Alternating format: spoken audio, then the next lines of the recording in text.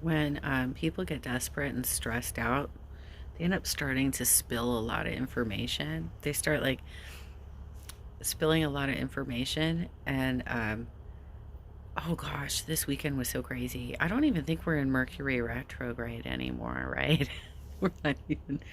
And it hasn't been crazy for me personally. Like, I'm just watching it. I'm just watching. By the way, my mom got me this. She kind of complained when I got back from Georgia. She's like, because she always, like, when she does house sit, she watches. She goes through all my stuff, right?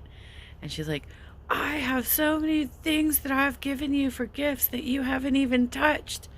I'm a very minimal person. I'm very minimalistic. And she tends to buy things that she thinks that I'm going to really, really dig, but it's more stuff that she would dig. This is very nice, Mom. I love it. I'm not so much into like creams and things like that. I'm like very minimalistic when it comes to like girly stuff. Just a little bit. But I love this. This is very soft. This is very soft. And it works for the temperature that we're in right now because I need a little extra warmth. And I don't want to wear my old Ingram Micro bathrobe out here. This is soft and cushy. Okay, well, anyway, let's get back to the story. So there were a couple, at least a couple of dudes that had complete meltdowns this weekend. One of them was this guy named Paul, who uses the handle on Twitter. I think his handle right now is Chaos Twin. And he was creating a bunch of chats. I already mentioned this in a different live stream, but he was creating a bunch of chats because he thought it was really funny that the MPP was calling, had created a conspiracy theory against Jeff Campbell. And so he created like a chat and he called it the G Hive chat. I'm guess in jest of this conspiracy theory. And so pretty much anybody who was like friends with Jeff, he added to this chat. And we're sharing a bunch of stuff from like across the country, different things that were going on. But he had a meltdown on Thursday. Stupid fight. He had a stupid fight because a lot of people are just obstinate and they insist that they're right, even when somebody is like, hey, you shouldn't have done that. Please don't do it again. And then he immediately does it again. And it just became like this fight over like personalities. Like, no, I'm right, you're wrong. No, I'm right, you're wrong. I stupidly weighed in and was like, it sounds like you're just having a pissing match. And I got screen capped in that conversation because then this is where he fucked up. He screen capped, but he didn't crop our avatars out. And I feel like that was purposeful because it was like the way he was acting was incredibly vindictive and spiteful. Like, he wanted us all to just immediately jump to his side and defend him, and like we weren't going to do it. We weren't going to do it based on the content of the conversation. The person he was arguing with was asking him to stop tagging a Nazi. And he's like, I only tagged the account once. But there were screen caps showing he tagged the account. Once he found out the person was a Nazi, the person he was arguing with said, you know, that's a Nazi, don't tag that person. That's why I didn't tag that person. And so what does he do? He tags the person again and says, are you a Nazi?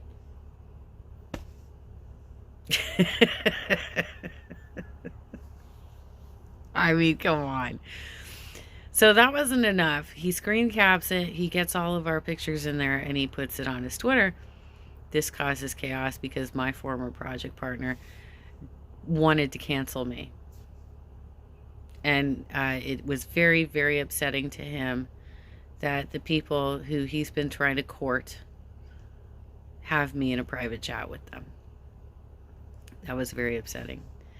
But in the meantime, he's been melting down for the last couple of days, right? He's been melting down for the last couple of days. Everybody's laughing about this privately in chats, screenshotting stuff.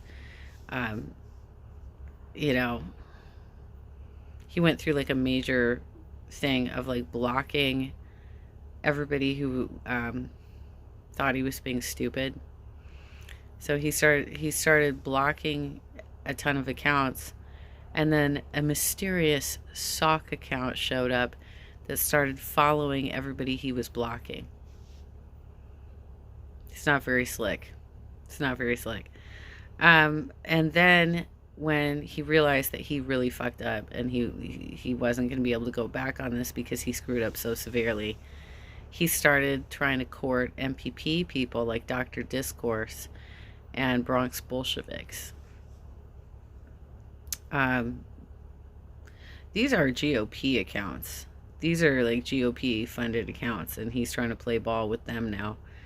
And he also started going back to Jen Diz of Status Coup. So let me give you a little background on that. The reason Dawn wanted to work with me in the first place is because I was tracking the Me Too movement. And the reason I started Undercovered Magazine is because of the allegations against Jordan Chariton.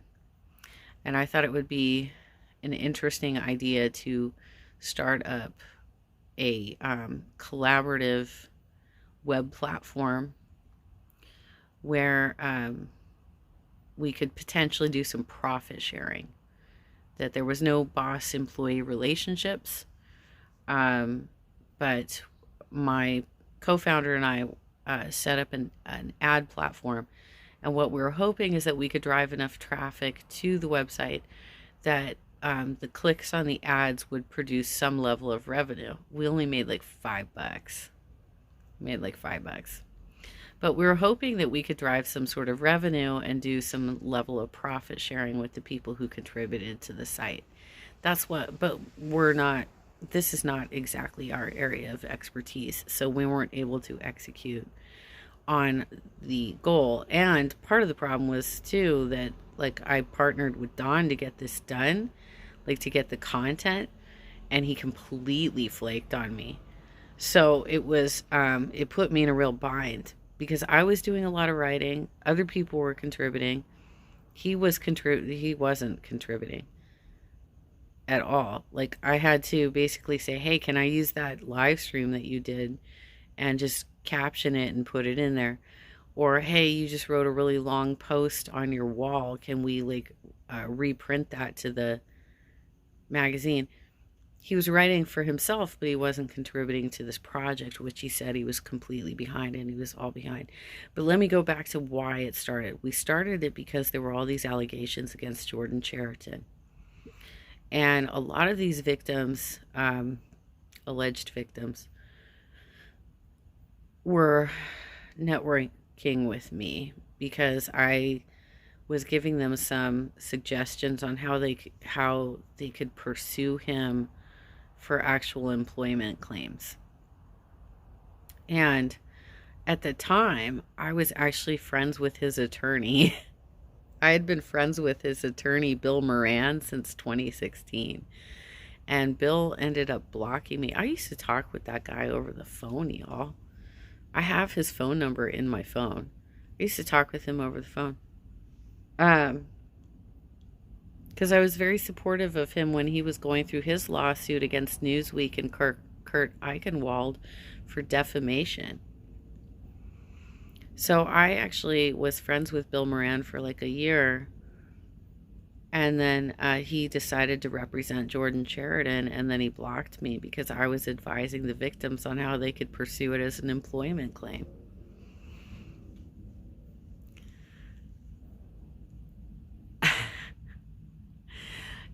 In the meantime, when this came up for conversation later, my former project partner was telling me that he didn't really think Jordan did anything wrong. It's not wrong to have sexual relations with your employees, work relationships and stuff. And that he had done that himself before. he had done that himself before. And I'm like, well, I am a little more concerned about legal risk, and I want to make sure that I don't have a situation where I would put anybody at risk. So that's why I've set up Undercover the way I have. Anyhow, so one of the people who was helping Jordan gaslight the victims was Jen Diz. D-I-Z-E. Diz. She was helping to gaslight these victims. She went on live streams and was like saying that they're all lying and stuff, and they're just exaggerating and, you know, really gaslighting their experiences. I can tell you, the people that I talked to were seriously damaged by what happened. Like, even years later, even today, they were damaged by what happened. But anyway, so he's been trying to get her attention again. And today, she actually, like, responded, right? She dropped some pictures of a dinner that they were at. And he's not in the photos, but apparently he's saying that he was at that dinner, but he showed up late. So I guess he missed getting in the photos. And the photo has Nick Brana prominently in the front, wearing a Draft Bernie shirt. They say that this was right after the People's Summit in 2017. He's got Nick Brana in the front with Draft Bernie. Levy Sanders is in the picture. And off to the far left is standing Emma Jensen, who is currently the parliamentarian of the KDEM Progressive Caucus. And she was for the last term, too. And at the time that that photo was taken, I'm quite certain that she was the alternate to Dr. Bill Honigman for the Democratic Party of Orange County Central Committee. And yet there they were, with the whole third party crowd. Draft Bernie for a third party. Draft Bernie for a third party.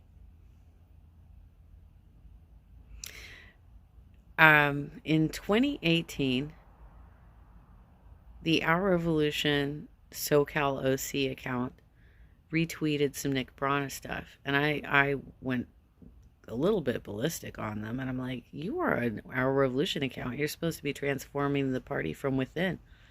What are you doing sharing this grifter's nonsense? Because that's what it is. It's like he's been working on this ever since 2017, and they're not on a single ballot, a single state's ballot anywhere.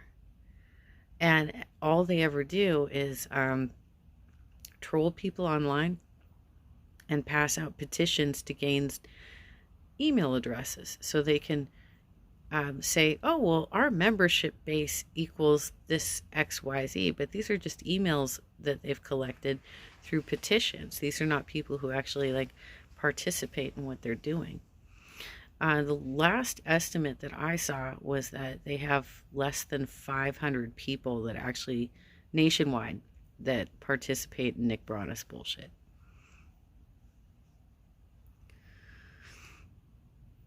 When that stuff was reshared on the Our Revolution SoCal OC page in December of 2018, Emma came to my wall, I was talking about it, and tried to gaslight me and defend the share.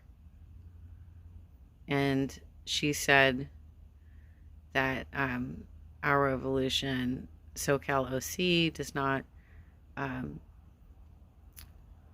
believes in exploring basically lots of different parties. I said that doesn't make any sense because the goal of Our Revolution is to transform the party from within. Every one of these motherfuckers has denied their connection to Nick Brana the entire time I've known them.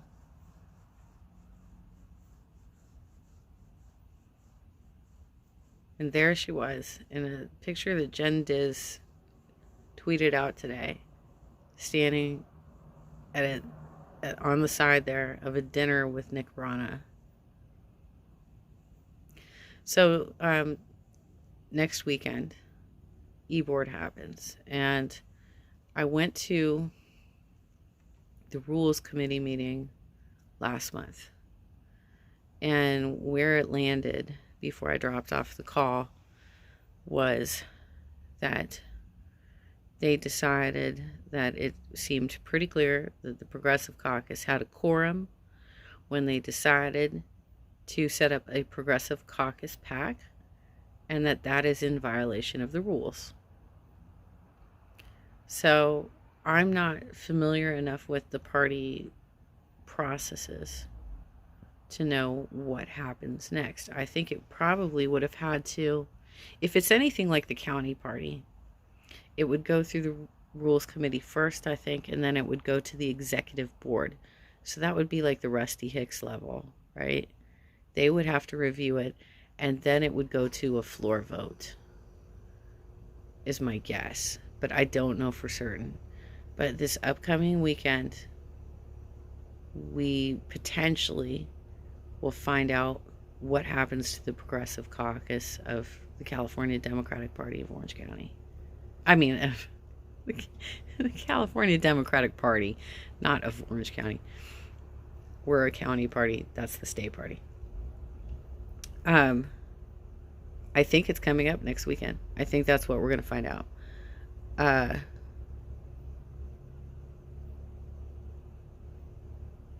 think. In happier news, I was contacted yesterday, or today, actually. Well, yesterday, technically, it's 12:02, and told that a resolution I wrote for DPOC last summer is potentially going to be voted on. And it's the resolution opposing medical abuse in ICE detention centers. So I'm trying to follow up on that to see if that will actually go to a vote, because that would be so rad. That would be really rad. It would be such a great statement for the California party. But also it would be like my first statewide achievement, like in writing. That would be pretty rad. But yeah, it's kind of mind-blowing, like when people lose their shit, how much information can spill out. And, you know, one thing that they all know about me is that I'm a research expert. I'm a research expert. So, yeah, I'm reading stuff and I'm taking notes.